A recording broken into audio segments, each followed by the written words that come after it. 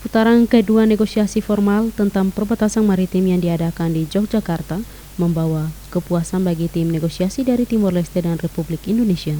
Perdana Menteri Khairul Sanana Gusmang menegaskan bahwa kedua delegasi menunjukkan kemauan kuat untuk berdialog dan menerima berbagai ide dalam upaya menyelesaikan perbatasan maritim kedua negara.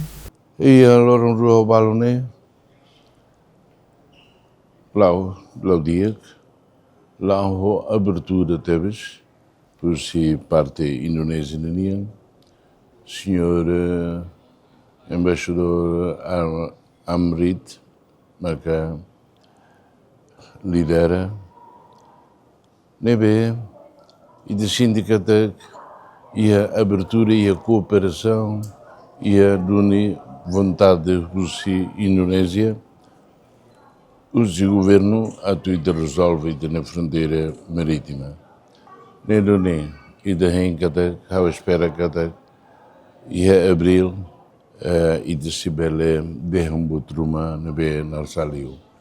Na outra beleza Kata, hal beleza com de Tebes, nessa mos team Tomac, mas satisfeitos também e da Harekata e também colhi bamalu, belíssimo ideias bamalu e da nemaca princípio de aquida e as negociações difíceis quando vai a fronteira marítima. Diketahui, putaran kedua negosiasi berlangsung selama 3 hari dan menjadi lanjutan dari putaran pertama yang diadakan pada Agustus 2025 di Dili.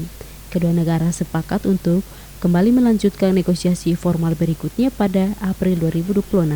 Negosiasi formal tentang perbatasan maritim di Yogyakarta yang berlangsung selama 3 hari ditutup dengan penandatanganan notulen oleh Kepala Delegasi kedua negara dari Timor Leste. Notulen ditandatangani oleh Direktur Eksekutif Kantor Perbatasan Darat dan Maritim Elizabeth Expostu. Sementara itu dari pihak Indonesia, notulen ditandatangani oleh Direktur Jenderal Urusan Hukum dan Perjanjian Internasional Kementerian Luar Negeri Indonesia, Duta Besar Laurentinus Amri Jinangkun di Hotel Phoenix, Yogyakarta Rabu ini, 10 Desember 2025.